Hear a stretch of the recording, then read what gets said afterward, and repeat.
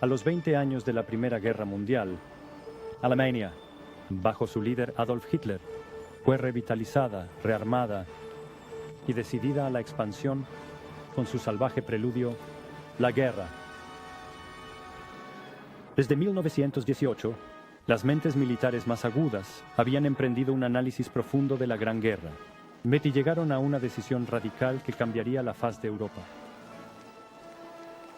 En una guerra moderna, Alemania estaba decidida a no volver a ser puesta de rodillas por un bloqueo largo y prolongado. Era impensable que los horrores de las trincheras se repitieran, por lo que las campañas tendrían que ser rápidas y decisivas. En 1939, el rearme de Alemania aún estaba lejos de completarse. Pero si Hitler retrasaba sus planes por más tiempo, los enemigos de Alemania podrían ser demasiado fuertes para ella. Para tener éxito, necesitaba victorias fáciles, rápidas y decisivas victorias. Fue entonces cuando las ideas del general Heinz Guderian resultaron cada vez más atractivas. Un hombre de inteligencia aguda y perspicaz, había reflexionado mucho sobre la mejor manera de utilizar los carros de combate en la batalla. Se ensayaron planes y tácticas en juegos de guerra y maniobras que pronto convencieron al dictador alemán de que había descubierto la manera de hacer realidad su sueño. El 1 de septiembre de 1939, el crucero alemán Holstein, en una visita de buena voluntad a Polonia, estaba anclado en el puerto de Danzig. Sin previo aviso, abrió fuego con sus cañones pesados. Hitler estaba a punto de sumir a Europa en años de barbarie y confusión a una escala sin precedentes.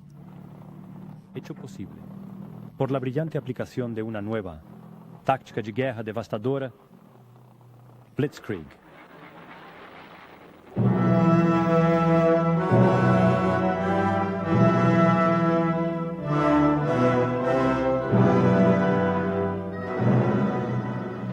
La Blitzkrieg evolucionó a partir de una reevaluación de las tácticas de guerra que tuvo lugar no solo en Alemania, sino también en Rusia y Gran Bretaña. Los perspicaces teóricos militares británicos, Mayor General J.C. Fuller y Capitán B. Liddell Hart, comprendieron que la introducción del tanque durante la Primera Guerra Mundial había abierto posibilidades militares hasta entonces insospechadas. Hay bastantes pretendientes en cuanto a quién quiere ser, si se quiere, el padre de la Blitzkrieg. Es generalmente aceptado que Liddell Hart y Fuller, los experimentos con el tanque británico, fueron importantes. Pero en realidad es justo mencionar al mismo tiempo que los propios alemanes habían trabajado en esto muy considerablemente. En otras palabras, su problema. De hecho, era el problema general, que era la aplicación de la motorización y el nuevo armamento a los problemas de la ruptura. Ese es el primer punto. Y lo segundo es que, a pesar de los escritos teóricos de Liddell Hart y los limitados experimentos del general Fuller, el Reichswehr, el ejército alemán había estado colaborando con los rusos en secreto durante la década de 1920 y la primera parte de la década de 1930. Y fue allí, en Rusia, y ciertamente no en Inglaterra o en Gran Bretaña, que los alemanes vieron, por ejemplo, por primera vez la organización de la primera brigada mecanizada a gran escala, luego una división mecanizada y finalmente Aunque la un campaña cuerpo polaca mecanizado. fue predominantemente una guerra convencional, el plan de batalla alemán incluía algunos elementos de Blitzkrieg. Hitler no hizo ninguna declaración de guerra, por ejemplo, un hecho que, increíblemente, tomó desprevenidas a sus víctimas cada vez que ocurrió durante la guerra, a que le dio la ventaja vital de la sorpresa. Los ataques de la Luftwaffe precedieron a la invasión. Gritando sobre Polonia por delante de los ejércitos principales, su tarea era destruir la fuerza aérea polaca y luego actuar como artillería aerotransportada para las fuerzas terrestres. Sembrar el terror entre los civiles era también una parte importante de su misión.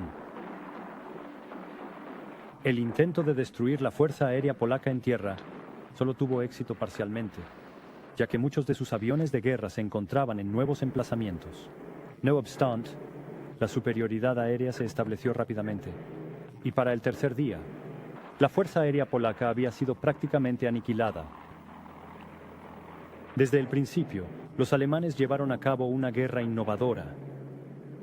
En momentos vitales del ataque, los Stukas se lanzaron a tierra para colocar sus bombas casi a centímetros del centro de sus objetivos. La coordinación entre la Fuerza Aérea, las formaciones motorizadas y blindadas fue ejemplar, proporcionando una enorme flexibilidad, especialmente en ausencia de apoyo artillero. Cuando Hitler visitó el cuerpo de tanques poco después de la invasión, lo que más le asombró fue la destrucción que habían causado las divisiones Panzer. Guderian solo había perdido 150 hombres y 700 heridos. Los elementos de la Blitzkrieg estaban encajando sin problemas. Con mucho, la mayor parte de ambos ejércitos en el 1939 era de composición tradicional. Mientras los alemanes hacían un uso muy eficaz de los ferrocarriles disponibles y de su limitado número de transportes aéreos, sus fuerzas seguían dependiendo enormemente de la caballería. Lo que la gente siempre olvida es que, de hecho, el ejército alemán en 1939, de hecho, todas las fuerzas armadas alemanas, eran apenas tan mecanizado como uno supondría que un ejército de hoy en día para ser. Gran parte de la logística era tirada por caballos. Esto tuvo un impacto interesante en la Luftwaffe, la Fuerza Aérea Alemana. Podían llegar muy lejos, pero cuando tenían que avanzar sus bases, gran parte de sus suministros, incluido el combustible para los aviones, tenían que llegar a caballo. El resultado es que el ritmo de su capacidad para desplazar sus operaciones hacia el este era muy reducido. La élite del anticuado ejército polaco era considerada la caballería montada. Galopando sin miedo por el campo de batalla como fantasmas de una época perdida, desesperados soldados de caballería se comprometieron a la actividad ridícula de cargar contra los tanques alemanes con sus lanzas y sables. Las actitudes y métodos del alto mando polaco no eran menos anticuados. Esforzándose por mantener un frente delgado y sobreextendido de 2000 kilómetros, los polacos lucharon con valentía desinteresada, pero contra la inigualable eficiencia militar de los invasores. Tales victorias fueron de corta duración.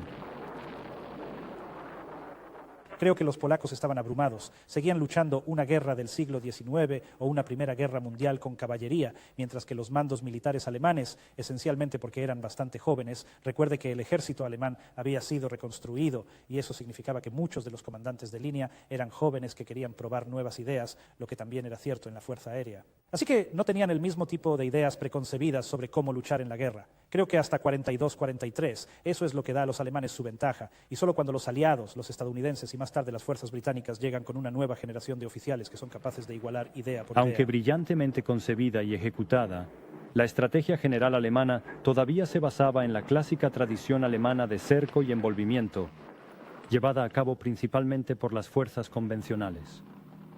Para el 17 de septiembre, la situación de Polonia estaba más allá de toda esperanza.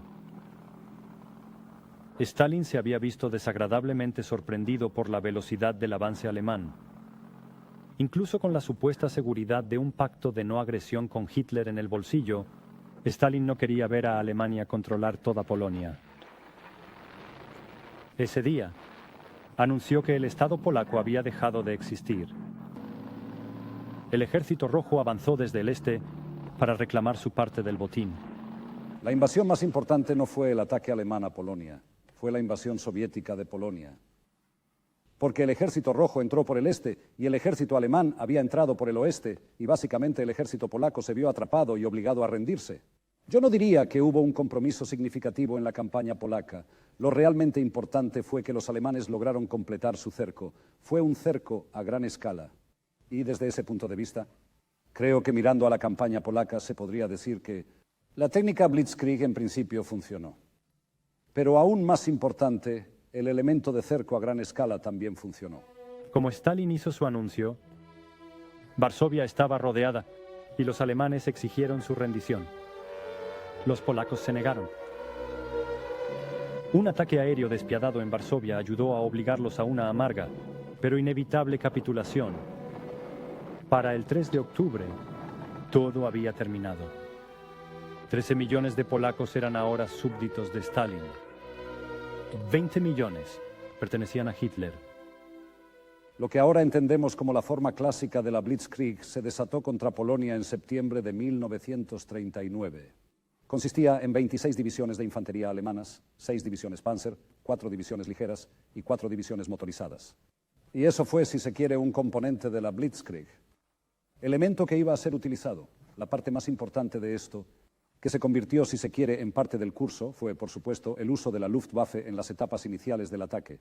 Lo que hizo la Luftwaffe fue machacar las defensas polacas. Fue para destruir la fuerza aérea polaca y, aún más importante, interferir con la movilización polaca. Así que el componente aire-tierra, que se convirtió en un elemento clásico de la técnica Blitzkrieg, fue primero en Polonia. En Alemania hubo júbilo y un sentimiento de orgullo nacional restaurado. El viril líder de la nación adquirió nuevo prestigio y laureles de la patria. Y el Tercer Reich sintió que estaba entrando en un nuevo mundo glorioso de su propia creación. Entre los enemigos de Alemania reinaba la consternación y la aprensión. Su inquietud era fundada. Sin embargo, el siguiente despliegue de velocidad militar alemana, nombre en clave, Ejercicio Weser, fue causada por la tardanza de los propios británicos. Es seguro decir que Noruega habría sido invadida de un modo u otro, ya fuera por los británicos o por los alemanes, y de hecho los alemanes simplemente tomaron su represalia antes de tiempo. Hasta tal punto, los alemanes realmente no estaban preparados, en particular para la aventura noruega. Tenían una logística muy pobre, tuvieron que requisar todo tipo de aviones inadecuados para transportar tropas.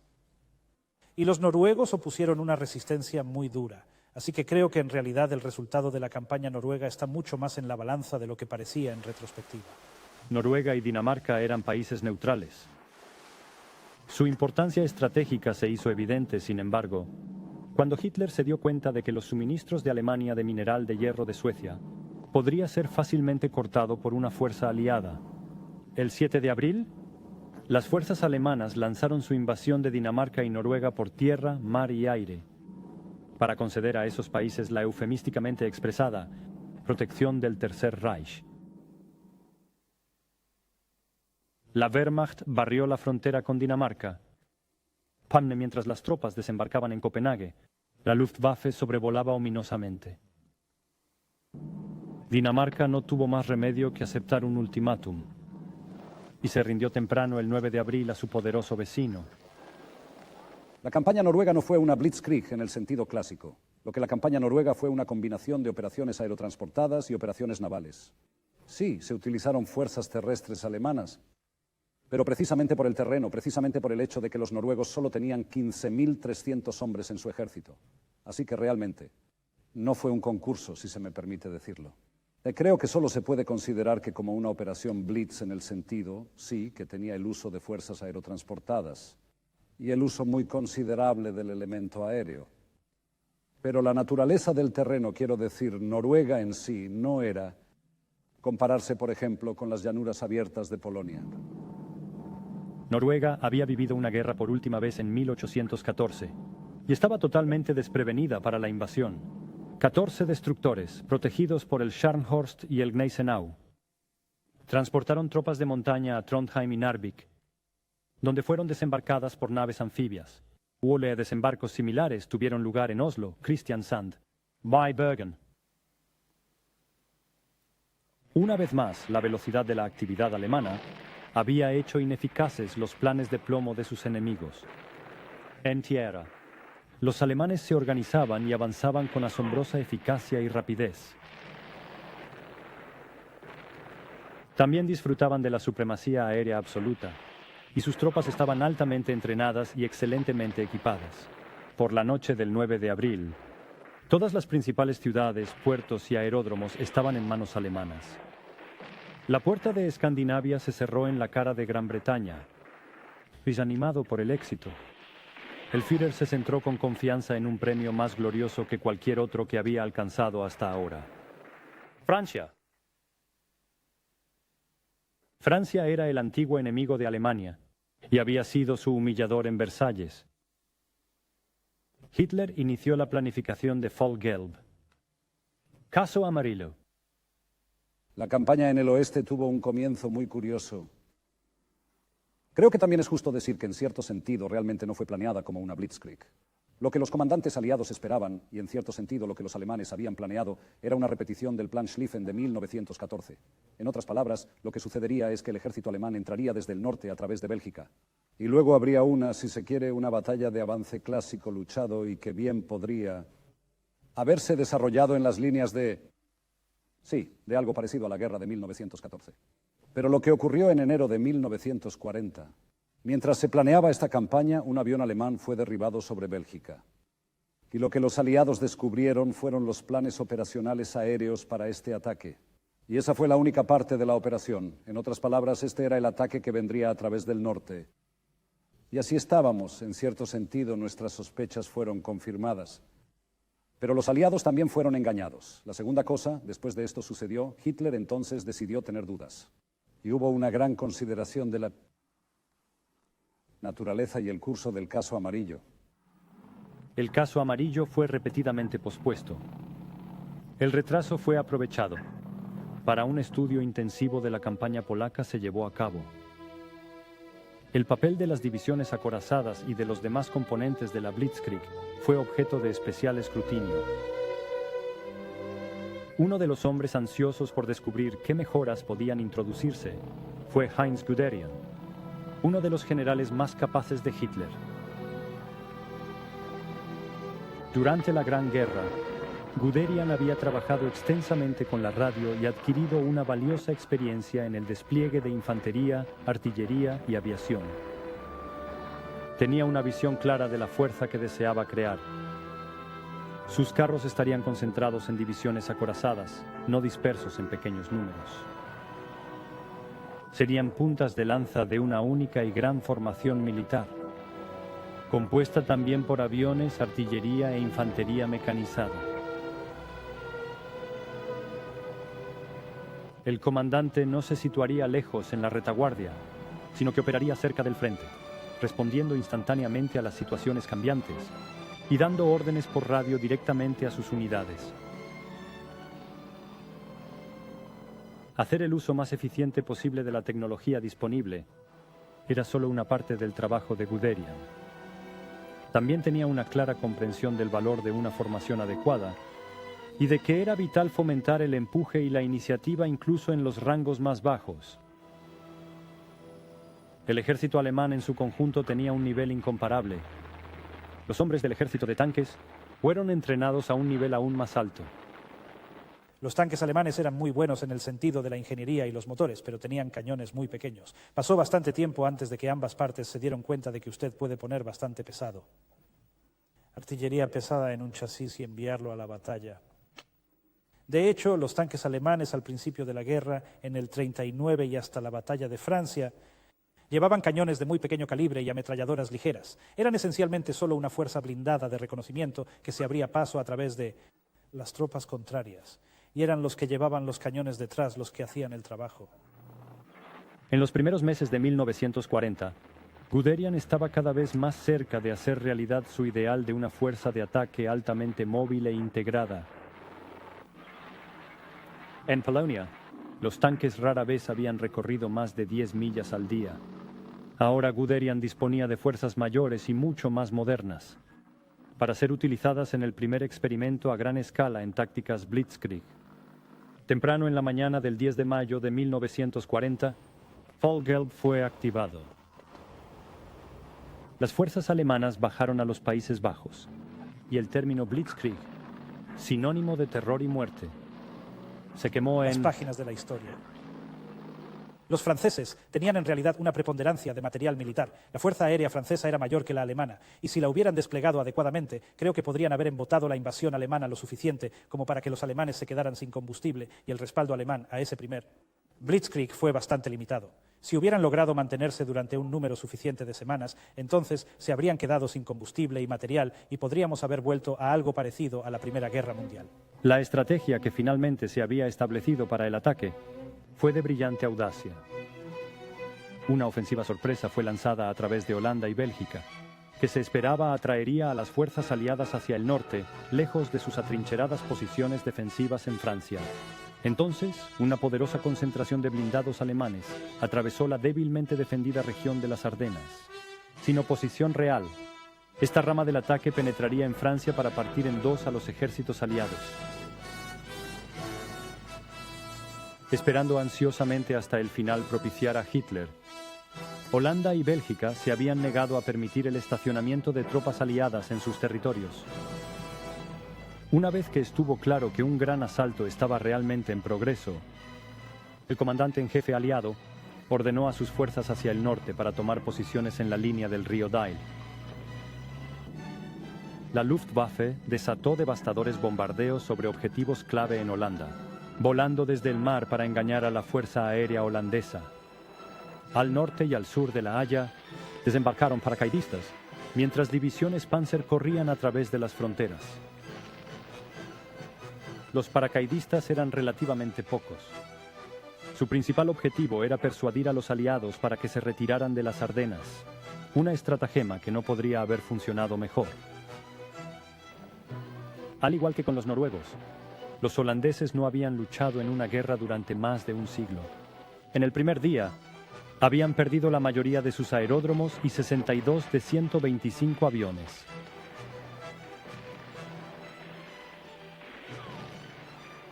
A Bélgica le fue aún peor que a Holanda.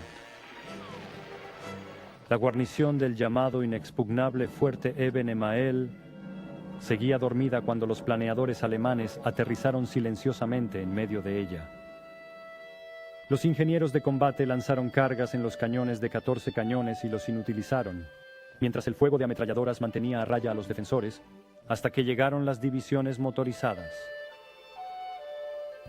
La gran estratagema estaba funcionando inmaculadamente, y se informó de que cuando se le dijo a Hitler, casi lloró, de alegría. Also, las 7 divisiones blindadas alemanas que lideraban la ofensiva principal estaban tanteando su camino a través de las Ardenas, creyendo que un paso era imposible aquí, y confiando en las enormes fortificaciones de la línea Maginot, los franceses habían descuidado en gran medida esta región, y los alemanes tuvieron que lidiar con poco más que un desconcertado soldado belga a caballo, mirando sin comprender a través de los árboles. Aunque los aviadores franceses observaron el movimiento alemán, sus informes fueron ignorados, de modo que el vasto grupo avanzó sin obstáculos hacia el río Mosa y Francia. La línea Maginot no fue una idea tan estúpida como la gente ha hecho en retrospectiva, porque si hubiera habido un empuje blindado central contra ella, podría haber sido difícil de romper. La razón de ser de la Blitzkrieg alemana es que rodeó el costado y fue más bien la estupidez de la política de no construir alrededor del costado lo que impidió el éxito de la línea Maginot. El río Mosa era el único gran obstáculo al que se enfrentaban los invasores. Fue alcanzado en la mañana del 13 de mayo. A pesar de las escaramuzas, los defensores seguían ignorando la magnitud del ataque inminente. Lejos hacia el norte, un gran choque de blindados franceses y alemanes confirmó al mando aliado en su erróneo análisis de las intenciones alemanas. El Mosa debía ser cruzado en 3 puntos. Aprovechando la superioridad aérea alemana, los defensores de Sedan fueron sometidos a un intenso bombardeo que duró 6 horas. Fue una embestida asesina, y los ingenieros de Guderian cruzaron el río rápidamente después, seguidos por la primera infantería. Por la noche, los alemanes se habían abierto paso y estaban al otro lado con fuerza, rompiendo por fin las destrozadas fuerzas francesas. Los otros 2 cruces también habían sido forzados con éxito. Un golpe demoledor para toda la defensa aliada.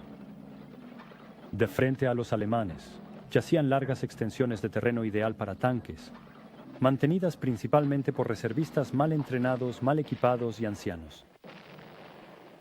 La artillería volante de los bombarderos en picado ya estaba trabajando, sembrando el terror y la destrucción. Detrás de las puntas de lanza, extendiéndose desde el Mosa casi hasta el mismo Rin, se agolpaban las 25 divisiones de infantería de apoyo. Ese mismo día, 15 de mayo de 1940, Holanda se rindió.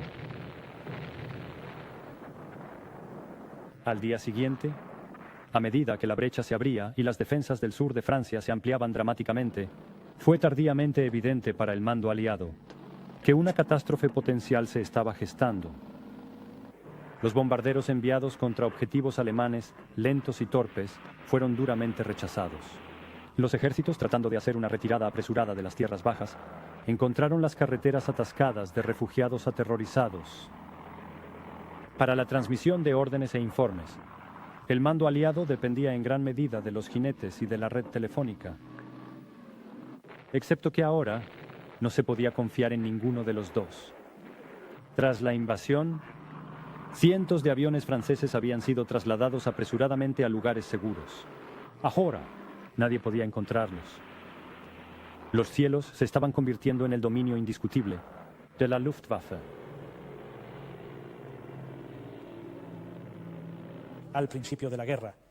La capacidad de lanzar una bomba directamente sobre el objetivo si estabas muy lejos de él era limitada. Ahora bien, el Stuka, el Ju-87, aunque era una cosa vieja y traqueteante que iba muy despacio, apenas podía ir a más de 100 millas por hora. La cuestión era que llevaba al tipo justo encima del objetivo, donde podía poner la bomba justo en el agujero del tapón. Así que el bombardero en picado, el bombardero que descendía directamente sobre su objetivo, era ultra preciso para su época. Y esa es la cuestión en términos de tecnología de vanguardia. Los alemanes la tenían, mientras que los británicos y los franceses estaban muy atrasados cuando se trataba de bombardeo en picado y la precisión de sus bombas al principio de la guerra. En muchas unidades aliadas, la moral y la disciplina se estaban evaporando.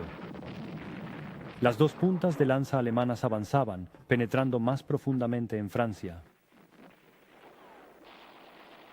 El asombroso barrido de Guderian desde el Mosa hasta el mar ejemplificó la Blitzkrieg en su forma más pura y letalmente eficiente.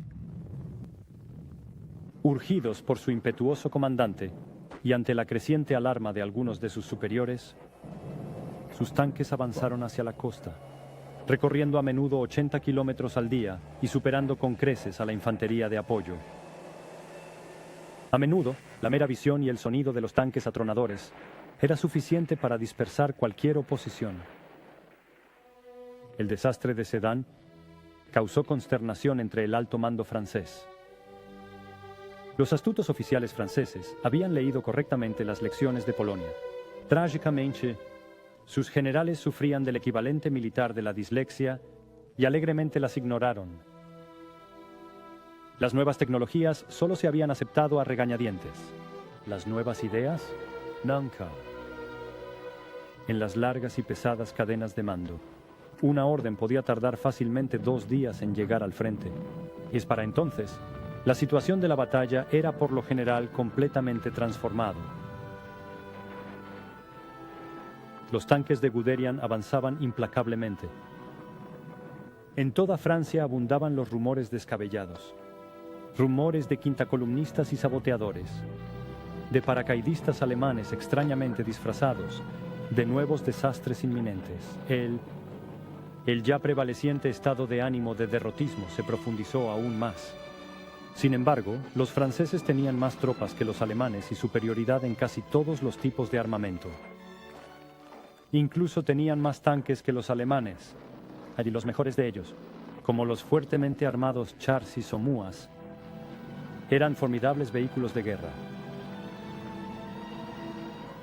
Lo que faltaba era la voluntad y la inteligencia para utilizar todos estos. Habría sido necesario un cambio de mentalidad imposiblemente drástico en 50 años. Las disputas entre franceses y británicos, rivalidades entre servicios y otras mezquindades peligrosas, se combinaron para hacer imposible una respuesta militar efectiva. Fue una campaña Blitz muy exitosa. Sí, se abrieron paso en el sur. Fueron capaces de ejercer una gran presión sobre los ejércitos aliados. Forzaron la retirada de la fuerza expedicionaria británica a Dunkerque. Cercaron a los ejércitos franceses. Así que desde ese punto de vista, fue un éxito, y fue un éxito por 2 razones. A, fue muy cuidadosamente planeado y brillantemente ejecutado, pero el problema logístico no era tan grave. Cuando el ejército alemán se encontró con un problema logístico, como ocurrió en Rusia, entonces la Blitzkrieg no funcionó. Era lo que tenía que ser, una penetración corta, brusca, rápida y brutal, seguida de una salida en tromba y de la desorganización del mando y las defensas enemigas. El 20 de mayo, Guderian llegó a Damiens. El último eslabón entre las fuerzas aliadas del norte y del sur estaba cortado, aumentando aún más la confusión en la cadena de mando. El 24, Hitler emitió una de las órdenes más controvertidas de la guerra. Durante 2 días los tanques se detuvieron. Este respiro impidió que se produjera una masacre durante la posterior evacuación de la BEF de Dunkerque. Francia se enfrentaba ahora sola a las poderosas fuerzas alemanas. Fueron incapaces de contener la ineludible marea de hombres y armas. Militarmente, los franceses todavía tenían fuerzas bastante significativas. Toda su fuerza aérea seguía intacta. Y de hecho, en los últimos días de la guerra, la Fuerza Aérea Francesa empezaba a encontrar sus pies en términos de táctica, la capacidad de reunir un gran número de sus cazas y concentrarlos contra los alemanes. Pero al final, los generales y los políticos no querían luchar, y así se rindieron en gran parte con un ejército intacto, en particular sus fuerzas blindadas y su aviación y sus bombarderos. Para el 10 de junio, con los alemanes fuera de la capital francesa, el gobierno abandonó París. La lucha generalizada continuó, pero no había lugar para las ilusiones. Se estaba produciendo una derrota a gran escala. El 20 de junio, después de solo 6 semanas de guerra, Francia accedió a firmar un armisticio degradante. Hitler estaba exultante ante esta asombrosa reivindicación de los métodos de la Blitzkrieg. Alemania se regocijó con él, y con la euforia gloriosa de la victoria se mezcló una emoción más profunda, más humana. La guerra había terminado. El honor de la nación había sido restaurado. La prosperidad alemana estaba asegurada por el nuevo orden en Europa. La ignominia de Versalles se había perdido en el pasado. Bajo su venerado líder, esta transformación se había logrado, a un coste muy por debajo de todas las expectativas. Alemania tenía todas las razones para agradecer a sus fuerzas armadas, como este cartel les exhortaba a hacer. Hitler estaba satisfecho, pero no contento. En agosto del 40, las divisiones alemanas empezaron a trasladarse a Polonia para reforzar las atenuadas defensas fronterizas. Para el resto del año, la acumulación en el frente oriental continuó sin cesar. Cho y las fuerzas se reagruparon con frecuencia para ocultar su número. Con el nuevo año, surgió una oportunidad inesperada para que las fuerzas de la Blitzkrieg pusieran a prueba su pericia una vez más. Mussolini lanzó una campaña mal aconsejada y fracasada en Grecia, que dejó a las fuerzas italianas a la deriva. A principios de 1941, pidió ayuda a su aliado Hitler. Al darse cuenta de que su éxito en repeler a los italianos era probable que la venganza alemana cayera sobre ellos, los griegos pidieron tropas a sus aliados británicos. Sus refuerzos resultaron lamentablemente insuficientes. Una declaración de guerra contra Yugoslavia y Grecia simultáneamente fue la señal de que la Blitzkrieg estaba a punto de desatarse de nuevo. Estalló sobre Yugoslavia el 6 de abril. El mismo día, Belgrado fue fuertemente bombardeada y los alemanes arrasaron el país. Zagreb, Sarajevo y Skopje cayeron en rápida sucesión y solo 12 días más tarde, Yugoslavia fue ocupada. Grecia estaba ahora en primera línea. 2 cuerpos alemanes habían irrumpido en el norte de Grecia desde Bulgaria el 6 de abril, seguidos el 8 por la segunda división Panzer. La Blitzkrieg demostraba una vez más ser imparable, mientras los ejércitos invasores se dirigían hacia el sur, con los británicos retirándose ante ellos. El día 19, habían sido abrumados y evacuados a Creta. Apenas tuvieron tiempo de respirar. El 20 de mayo, los cielos de Creta se llenaron de repente con aviones alemanes, de la Operación Merkur. Un bombardeo implacable sobre la isla fue el preludio del primer gran asalto aéreo de la historia. Una vista impresionante se encontró con los ojos de los defensores, cuando los aviones que partían dejaban tras de sí una cascada de paracaídas, y la 7ª Flieger Division cayó a tierra. Lo que siguió se debió al mayor fracaso de la inteligencia alemana hasta ese momento de la guerra. Los británicos estaban listos para los paracaidistas, y el 50% de ellos estaban muertos antes de llegar al suelo. La carnicería no fue de ayuda para los británicos, y fue casi irrelevante en el gran empuje de la Blitzkrieg. 8 días después, los británicos estaban siendo evacuados una vez más, y Alemania parecía invencible. La sucesión de victorias era ininterrumpida, y hasta ahora las bajas alemanas en general habían sido comparativamente pequeñas, por lo que la nación apenas se había sentido en guerra. La gente seguía maravillada y admirada. Solo un puñado de los más altos mandos estaban al tanto del extraordinario cataclismo que se avecinaba. Hitler había resuelto invadir la Unión Soviética. Y el flanco de los Balcanes ahora asegurado, la acumulación militar sin precedentes en curso a lo largo de las fronteras orientales de Alemania continuó. Esta gran ofensiva, llamada Barbarroja, había estado fermentando durante mucho tiempo en la mente de Hitler. Firmemente arraigada en la ideología nacionalsocialista, estaba la convicción de que el destino de Alemania estaba en el este. Y una vez más, Hitler necesitaba una guerra rápida. Una vez más, la necesitaba pronto. Era su instinto que Alemania nunca sería tan fuerte como entonces, y si se retrasaba incluso un año, las multitudes que lo aclamaban tan fervientemente ya no estarían dispuestas a seguirlo en una aventura tan peligrosa. Por fin, a las 3:00 de la mañana del 22 de junio de 1941, la palabra clave, Dortmund, crepitó en los cables. 3 millones de hombres estaban listos para la batalla. El suelo a lo largo de las fronteras rusas vibraba con el trueno de la artillería. En lo alto, cientos de bombarderos volaban constantemente hacia el este. La teoría de la Blitzkrieg estaba a punto de ser probada en una escala mucho mayor que cualquier cosa hasta ahora emprendida, y en un escenario de proporciones aterradoramente vastas. Las fuerzas alemanas estaban dispuestas en 3 grandes grupos. El más alto giraba hacia el norte, con el objetivo final de llegar a Leningrado. Otro descendió bruscamente hacia Ucrania. Guderian estaba con la principal ofensiva alemana en el centro del grupo. Sus objetivos eran Smolensk, y más allá de eso, el corazón de Rusia, Moscú.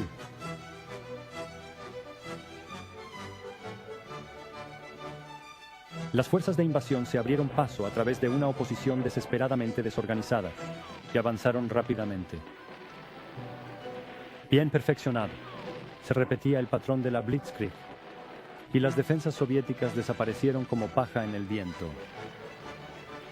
El número de prisioneros tomados parecía demasiado grande para ser cierto, pero lo era, y la escala de destrucción era aterradora. Mientras las noticias de Barbarroja resonaban alrededor de un mundo atónito e incrédulo, incluso Alemania estaba asombrada. Guderian, que aún tenía un rango relativamente menor, se había horrorizado. Sin embargo, aunque lleno de aprensión, se había propuesto hacer todo lo que estuviera a su alcance. Era muy consciente que el único principio rector de Blitzkrieg, la concentración de la máxima fuerza contra un único objetivo, ya había sido descuidado. Además, a medida que los grupos del ejército avanzaban, se separarían más unos de otros, en lugar de acercarse. Además, a Guderian no se le permitía desarrollar la técnica que había explotado tan magistralmente en Francia. La campaña de Polonia se desarrolló en 36 días. La campaña en el oeste duró 42 días. La campaña en Rusia duró 1000 días. Y allí, los alemanes descubrieron en el otoño de 1941 que la técnica de la Blitzkrieg estaba fracasando precisamente por problemas logísticos. Que se refería al ejército alemán en su conjunto, pero también a las columnas de tanques alemanes. Así que la logística, creo, era el problema clave al respecto. Fue una lección que los alemanes aprendieron en Polonia. Fue una lección que aplicaron en Francia, por cierto. Comprendieron que el reabastecimiento aéreo de sus columnas blindadas era importante. Siempre hubo una especie de frisón de terreur en el alto mando alemán de que de alguna manera los Panzers podrían quedarse sin combustible, podrían quedarse sin municiones, en otras palabras, podrían quedarse sin terreno. Esto es exactamente lo que sucedió en Rusia. Y cuando eso sucedió, entonces la Blitzkrieg se tambaleó y fracasó. A pesar de lo audaz que sin duda era, Hitler se resistió a la idea de sus preciosas unidades blindadas corriendo demasiado lejos o demasiado profundo en el interior de la Unión Soviética, y en su lugar se conformó con un compromiso con la gran estrategia más tradicional de envolvimiento. A finales de junio, los tanques de Guderian y Hoth se habían unido cerca de Minsk para completar un enorme cerco, y a mediados de agosto, el grupo de ejércitos norte se acercaba a Leningrado. Los alemanes continuaron logrando éxitos extraordinarios, y la Wehrmacht avanzaba con ímpetu inquebrantable. Se tomaron números increíbles de prisioneros y grandes cantidades de tanques y armas capturadas o destruidas. A pesar de este progreso sostenido, Guderian era cada vez más consciente de los motivos de inquietud en el desarrollo de la campaña. La interminable inmensidad del terreno deprimía a muchos soldados. La falta de movilidad, especialmente de los vehículos oruga, era un grave inconveniente. Seguía habiendo un enorme botín de prisioneros, pero las tenazas alemanas se cerraban demasiado lentamente, permitiendo a un gran número de tropas del Ejército Rojo escapar, y el Ejército Rojo parecía disponer de reservas interminables. La mayoría de los caminos eran de tierra, que, con las repentinas lluvias, se convertían rápidamente en barro, deteniendo columnas enteras. Mientras tanto, Hitler vacilaba. Después de haber fracasado en aniquilar al Ejército Rojo, su interés se centró en asegurar el premio económico de los pozos de petróleo de Ucrania. Para consternación de Guderian, fue desviado de su plan de conducir duro y rápido hacia Moscú, cuya caída en manos enemigas sería un profundo shock psicológico para los rusos, y se le ordenó dirigirse al sur de Ucrania. Sus divisiones tuvieron una actuación sobresaliente, contribuyendo a tomar más de 500.000 de prisioneros y casi 1.000 carros de combate.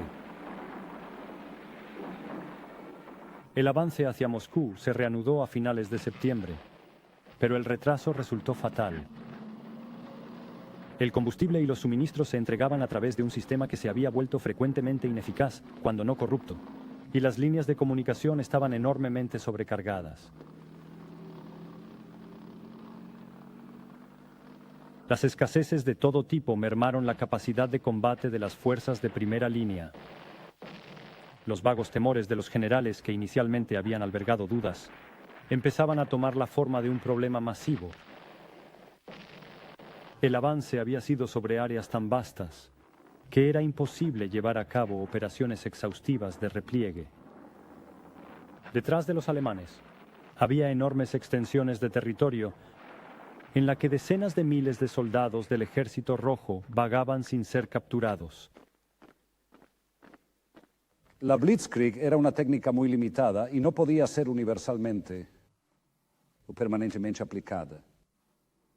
Cuando la Blitzkrieg en cierto sentido se agotó, se quedó sin capacidad, entonces creo que Hitler y el mando alemán se enfrentaron a problemas muy serios. La sangre vital de la Blitzkrieg era el movimiento rápido, y las puntas de lanza se estaban reduciendo a una lentitud peligrosa. Las lluvias de otoño fueron fuertes.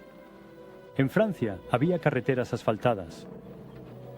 Aquí, las carreteras se desvanecían en extensiones intransitables de barro, en las que hombres, vehículos y caballos se tambaleaban cada vez más indefensos. Las averías aumentaban y las reparaciones se hacían extremadamente difíciles de llevar a cabo. Guderian había iniciado Barbarroja con 600 tanques. A mediados de noviembre, solo le quedaban 50 operativos. Con las primeras heladas llegó un respiro cruelmente corto.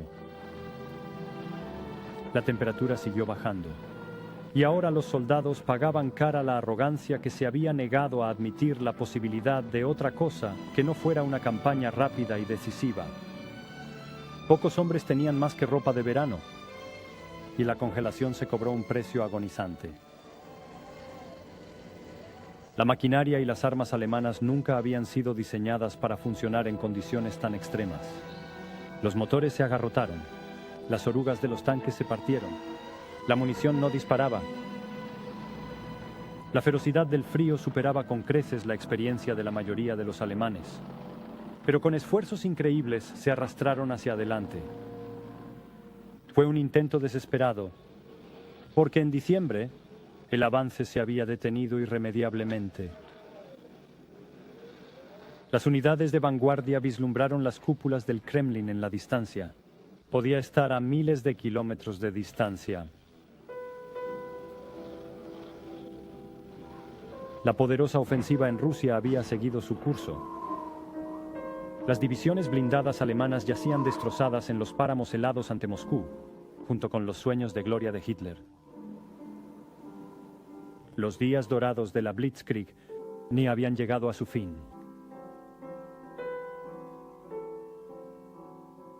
Un Hitler furioso se proclamó comandante supremo y destituyó a muchos de sus más altos generales. El día de Navidad de 1941, Heinz Guderian fue relevado de su mando. Una forma vergonzosa de tratar a un soldado tan comprometido. Como con tantos aspectos del esfuerzo bélico alemán, la Blitzkrieg se adelantó a su tiempo, revolucionario en su ejecución. Contenía el potencial para traer a Hitler las recompensas que tan vorazmente buscaba. Blitzkrieg. El término siempre será sinónimo de miedo y destrucción instantánea. Evoca las imágenes aterradoras de Stukas aullando, tanques atronadores y el avance victorioso de la esvástica. Aunque el éxito sin parangón que alcanzó al principio de la guerra fue finalmente desechado, en su momento, Blitzkrieg estuvo a la vanguardia de la guerra innovadora. Y por esa razón, su lugar en los libros de historia está legítimamente asegurada.